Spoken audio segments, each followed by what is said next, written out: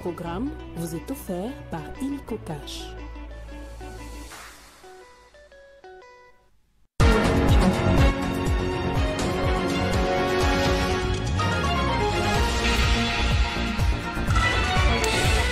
À la une de ces journaux, le chef d'état-major général des FARDC, le lieutenant-général Jules Banza, est arrivé ce dimanche à Kisangani, province de la Tchopo. Un déplacement qui, selon plusieurs sources, s'inscrit dans le cadre d'une mission officielle d'inspection et de commandement des unités militaires déployées dans la 3e zone de défense. Gouvernement d'Union nationale, les consultations débutent ce lundi. 4 catégories d'acteurs sociopolitiques sont conviés à ces discussions qui seront menées par le conseil spécial du chef de l'État en matière de sécurité, le professeur Ebérand Kolongele. Le pape François a quitté l'hôpital ce dimanche après 5 semaines d'hospitalisation. Plus de 500 personnes l'ont accueilli avec enthousiasme par des acclamations. Son retour tant attendu au Vatican marque un tournant dans son rétablissement. Nouveau journal sur Télé 50, bienvenue à tous. D'abord, les consultations en vue d'un gouvernement d'union nationale qui débute ce lundi. 4 catégories d'acteurs sociopolitiques sont conviés à ces discussions qui seront menées par le conseil spécial du chef de l'État en matière de sécurité, les professeurs Ebérand Kolongele. Il s'agit notamment de la majorité parlementaire issue de l'Union sacrée de la nation, les partis d'opposition, la société civile dans toute sa diversité, incluant les confessions religieuses et des personnalités indépendantes ou figures marquantes de divers secteurs. Jenny Kayembe nous en dit plus. Alors que la crise sécuritaire continue de peser sur les pays, pendant ces temps, le gouvernement de la République multiplie des stratégies en vue du rétablissement rapide de la paix dans la partie est de la République démocratique du Congo. Ce samedi, devant les acteurs du monde politique et social, le gouvernement a engagé une démarche de haute portée politique, celle de consulter des acteurs clés en vue de la formation d'un gouvernement d'union nationale. L'initiative traduit la volonté du chef de l'État, Félix-Antoine Tshisekedi Tshilombo, celle de vouloir unir toutes les forces pour affronter dans l'unité l'adversaire. Donnant effet à cette promesse du chef de l'État, nous avons l'honneur d'annoncer aujourd'hui le lancement de ces consultations politiques qui vont débuter le lundi 24 mars 2025 à Kinshasa. Prenant la parole à cette occasion, le directeur général des Télé 50, Jean-Marie Kassamba, a voulu avoir de l'éclairage sur le déroulement de ces consultations.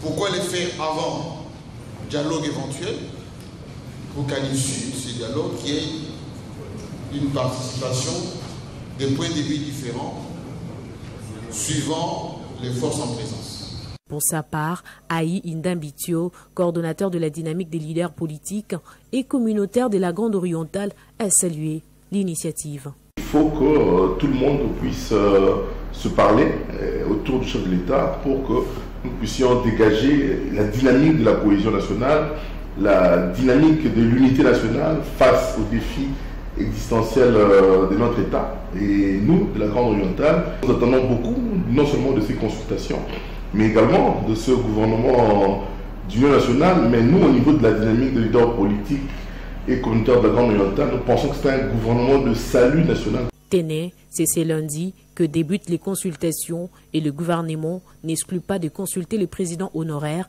et sénateur à vie, Joseph Kabila. Vers une crise au sein de l'Union sacrée de la nation, eh bien, les sénateurs élus de l'UDPS et ses mosaïques vont en guerre contre le secrétaire permanent de la plateforme, le professeur André Mbata. Il lui est reproché, entre autres, la nomination sélective de membres du présidium de l'Union sacrée de la nation ou encore la violation de la charte de la plateforme. Après l'initiative louable de réqualification de l'Union sacrée de la nation, prise par la haute autorité politique, initiative saluée tant par notre peuple que l'ensemble de la classe politique et des forces vives de la nation acquises au changement, force est de constater la violation par le secrétaire permanent des dispositions impératives de la charte de l'Union sacrée de la nation relative aux conditions d'adhésion et de sièges des partis et regroupements politiques au sein du présidium. La nomination sélective et partisane des membres du Présidium de l'Union sacrée de la Nation par les secrétaires permanents sur base du clientélisme et du népotisme. Rejetons en bloc la prétendue restructuration du Présidium de l'Union sacrée de la Nation, publiée par les secrétaires permanents de l'Union sacrée de la Nation, source de frustration à éviter par ces temps qui courent. Exigeons la restructuration profonde de l'Union sacrée de la Nation, à la fois du Présidium et du secrétariat permanent, au fin de rester dans l'esprit de la haute autorité politique telle que souhaitée par notre peuple.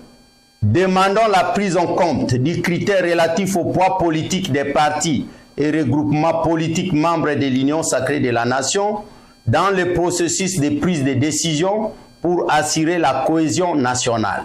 Sollicitons l'implication personnelle de la haute autorité politique de l'Union sacrée de la Nation dans le processus de restructuration de notre majorité en tenant compte de l'engagement des partis et regroupements politiques membres de l'Union sacrée de la Nation ainsi que de la représentativité des provinces. En bref, le chef d'état-major général des forces armées de la République démocratique du Congo, le lieutenant-général Jules Banza, est arrivé ce dimanche à Kisangani, chef-lieu de la province de la Tchopo, pour une mission officielle d'inspection et des commandements des unités militaires déployées dans la 3e zone de défense. Cette visite s'inscrit dans le cadre d'une tournée nationale d'évaluation des dispositifs sécuritaires et des conditions opérationnelles des unités militaires. Dans la province du Kwango, les forces armées de la République démocratique du Congo ont affronté un groupe d'insurgés Mobondo à Kenge. Les FARDC ont neutralisé 9 assaillants et récupéré un important arsenal de guerre. Un soldat a perdu la vie et 3 autres ont été blessés. Le calme est désormais revenu dans la région et l'armée appelle la population à une vigilance accrue pour prévenir toute nouvelle incursion. Les forces armées de la République démocratique du Congo se sont violemment affrontées à un groupe d'insurgés Mobondo qui étaient armés des armes de guerre dans le groupement Makengo, territoire de Kenge. Nous sommes dans la province du Congo. Le combat survenu dans la nuit du vendredi 21 mars 2025 ont duré plusieurs heures avant que les troupes loyalistes ne prennent le dessus sur les insurgés Mobondo. Le bilan provisoire fait état des 9 insurgés Mobondo neutralisés et des 12 armes de guerre récupérées, ainsi que des lances et des gris-gris saisis. Côté FARDC, un soldat est tombé sur le champ d'honneur et 3 autres ont été blessés avant d'être évacués vers l'hôpital militaire de Kinshasa pour y recevoir des soins appropriés. Après 2 jours d'opération de ratissage dans la zone, le calme est revenu ce dimanche 23 mars 2025 dans l'ensemble du groupement Makengo. Profitant de cette occasion, le général-major Padiri Moïse Jonas, commandant de la 11e région militaire et responsable des opérations militaires, a rassuré la population du territoire de Kenge quant à la détermination des forces armées de la République démocratique du Congo à rétablir et maintenir la paix dans cette région. Il a également invité les habitants à collaborer étroitement avec les services de défense et de sécurité en signalant tout mouvement suspect des insurgés Mobondo. D'une information à une autre, le gouvernement de la République, à travers le ministère de l'Intérieur, Sécurité, Décentralisation et Affaires coutumières, vient de renforcer l'équipement de la police nationale congolaise en lui dotant d'un 2e lot de 100 véhicules anti-émettes. Cette nouvelle dotation s'ajoute aux 50 premiers véhicules remis en août 2024. Sur un total de 250 commandés, la remise officielle de ces véhicules a été effectuée par les vice-premiers ministres et ministres de l'Intérieur, Jacques Chabani, au général Benjamin Alongaboni, commandant de la PNC. Par cette initiative, le gouvernement réaffirme sa volonté d'équiper la police des moyens logistiques nécessaires pour lui permettre d'accomplir efficacement sa mission de sécuriser les personnes et leurs biens. Vous avez un lot de 100 véhicules. Il faut en faire le dispatching dans les différents commissariats provinciaux de la République pour un bon usage, la mobilité de nos éléments de la police pour sécuriser le territoire, les populations et leurs biens, tels que voulus par le deuxième pilier du gouvernement, et la volonté du président de la République de voir ces populations bien sécurisées. Donc c'est à vous de faire le dispatching, que tous les commissaires provinciaux reçoivent leur lot. On a encore un lot de 100 véhicules qui est en train de venir. Les 100 autres véhicules vont servir à la partie est. En complément de cette dotation, la police a également réussi 600 boucliers électriques en polycarbonate transparent commandés en Afrique du Sud d'une épaisseur de 4 km et d'une charge de 120 volts. Ces équipements dissuasifs visent à renforcer les capacités opérationnelles des unités anti-émeutes. Dans un sondage rendu public le vendredi par l'Institut Le Point, l'opinion publique du chef de l'État, Félix Tshisekedi, a grimpé sensiblement au sujet de la lutte contre l'agression rwandaise. Parmi les personnalités, les 50 qui l'accompagnent dans cette lutte figurent la première ministre Judith Suminwa, le secrétaire général de l'UDPS Augustin Kabouya, le ministre de la Communication Patrick Mouyaya, le gouverneur du Haut-Katanga Jacques Kiaboula, le VPAM Jean-Pierre Bemba, Guy Luandomboyo, Thérèse Kayikwamba et Miguel Cachal. Selon les données collectées par Sondage Point sur l'agression rwandaise, 86% de la population apporte tout leur soutien au président Félix Tshisekedi. Et dès lors, l'opinion publique du commandant suprême du FARDC a grimpé sensiblement. Selon l'Institut des sondages, plusieurs personnalités se battent aux côtés du président comme des véritables lieutenants. Notamment la première ministre Judith Suminwa qui se bat à la première ligne. Augustin Kabouya Chilumba, secrétaire général de l'UDPS, toujours loyal et fidèle au chef de l'État, apporte son soutien aux forces loyalistes qui se battent dans l'est du pays. Patrick Mouyaya Katembwe, ministre de la Communication et des Médias, a su tirer sa bonne cote, lui qui a été l'un des premiers à lancer l'alerte pour dénoncer la complicité de l'agression rwandaise. Le gouverneur du Haut-Katanga, Kiaboula Katwe, très bien coté, ne cesse de mouiller sa chemise pour mobiliser sa population en faveur du chef de l'État et les FARDC, mais aussi contre certaines personnalités politiques qui soutiennent les rebelles du M23 AFC. Dans cette campagne, Congolais Téléma, le vice-premier ministre en charge des transports Jean-Pierre Bemba est très apprécié par les sondés qui lui attribuent la cote de 60% à cause de ses multiples efforts. Il est au four et au moulin afin de mobiliser les jeunes d'intégrer l'armée nationale en vue de faire face à l'ennemi. Selon l'Institut Le Point, le ministre Guy Luandomboyo est l'un des jeunes ministres qui s'est jeté dans l'eau pour la cause et la souveraineté nationale de la RDC, en apportant un soutien total aux FARDC et les jeunes Ouazalendo qui se battent au front. Parmi les 40 personnalités présentées comme les véritables lieutenants de Félix Tshisekedi, figure aussi Thérèse Kayikwamba, ministre des Affaires étrangères, Jacquemaine Chabani, vice-premier ministre en charge de l'Intérieur, Vital Kamerhe, Modeste Bahati et Miguel Cachal, DG de la RSP.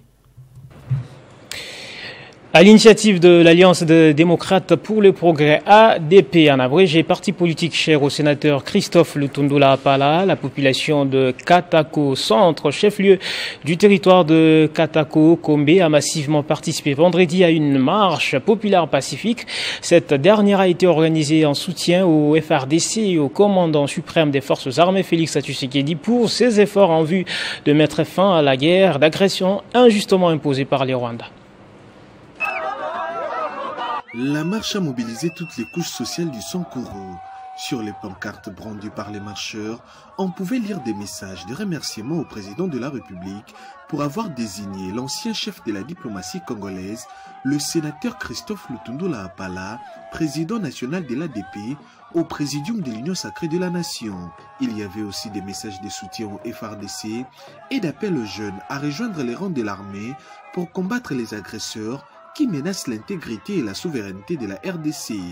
Après des heures de marche à travers la principale artère de la cité, la procession a chuté au stade Patrice Emery Lumumba. Sur place, le député provincial Charles Lokonde a lu une déclaration de la population de Katako Kombe, toutes tendances confondues. Dans ses messages, il a indiqué qu'à travers cette marche, la population a voulu réaffirmer son soutien indéfectible au président Félix-Antoine Tshisekedi pour ses efforts en vue de sauvegarder la souveraineté et l'intégrité territoriale de la RDC menacée par le Rwanda. C'était aussi une manière de remercier les chefs de l'État pour la désignation d'un digne fils de Kata Kokombe en la personne du sénateur Christophe Lutundula comme membre du présidium de sa plateforme politique, l'Union sacrée de la nation. Charles Lokonde a poursuivi que cette marche constitue une occasion de mobiliser les jeunes du territoire de Katakokombe à s'enrôler massivement dans l'armée pour défendre la nation contre les appétits gloutons des ennemis de la République.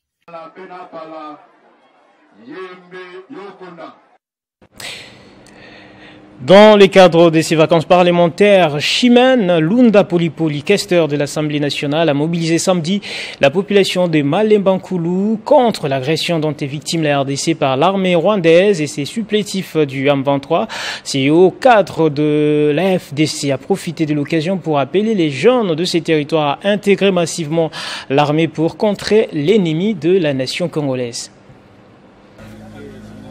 Poursuivant ses vacances parlementaires dans son fief électoral, l'honorable Chimène Lunda Polipoli, fervente cadre de la FDC, élu du territoire des Malemba, est arrivé ce samedi à Mukubu, dans la chefferie de Museka. C'est en Rennes que la fille du terroir est accueillie par une grande marée humaine transportée en Kipoy.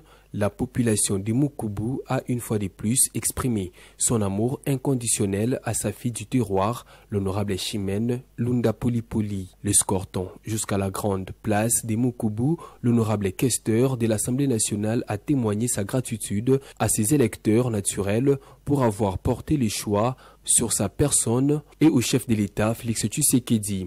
Elle témoigne ainsi sa gratitude pour l'avoir choisi au centre de l'Union sacrée de la nation. Par cette même occasion, l'honorable questeur a appelé les jeunes à intégrer l'armée pour défendre l'intégrité du territoire national menacé dans sa partie est.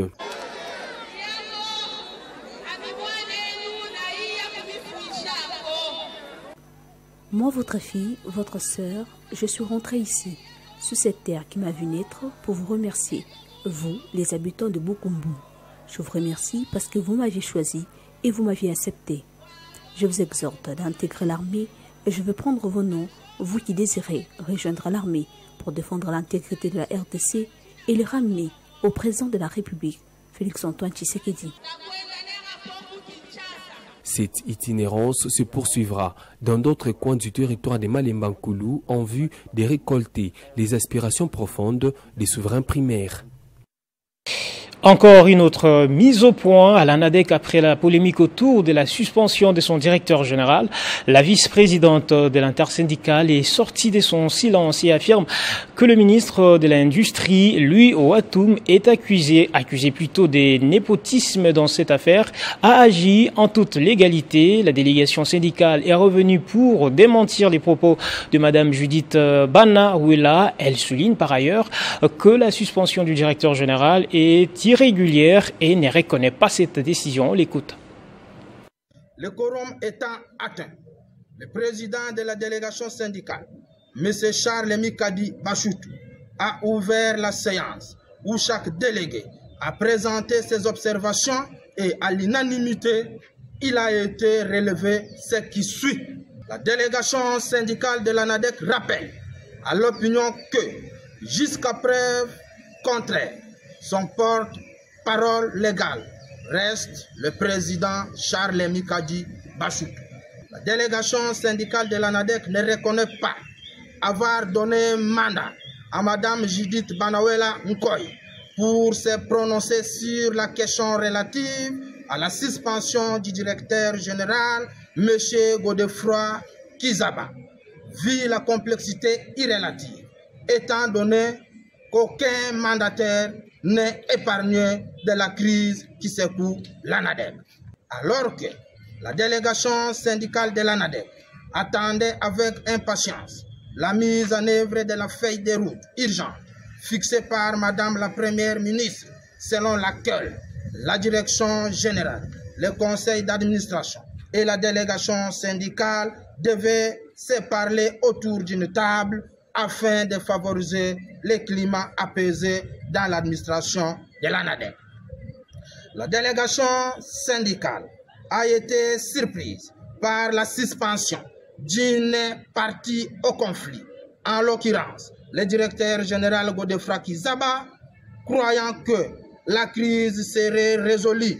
Or, la division n'a fait qu'élire domicile au sein de l'ANADEC entre agents et cadres, chose que la délégation syndicale déplore. Le cas typique reste la sortie médiatique récente de Mme Judith Banawela Nkoy, qui s'aligne noir sur blanc du côté d'un camp au détriment de l'autre.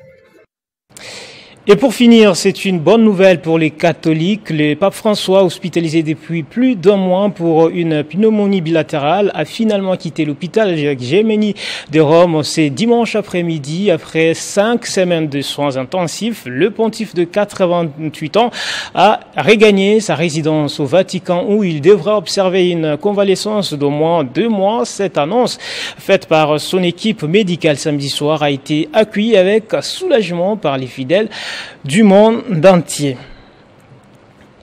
Fin de ces journaux, la place au rappel des principaux titres à présent.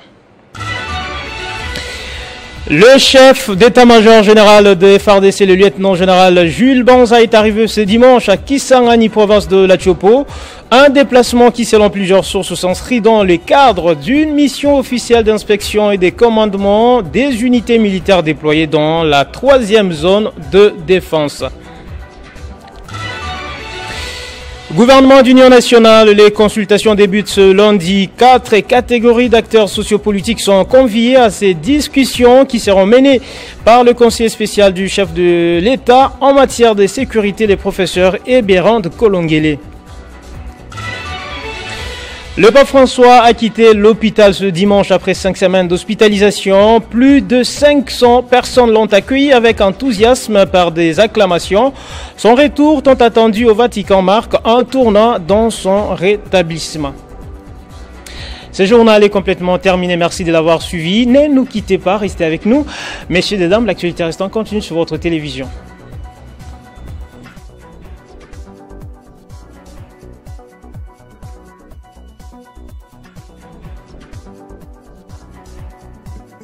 Retrouvez toute l'actualité en continu sur www.tele50.cd.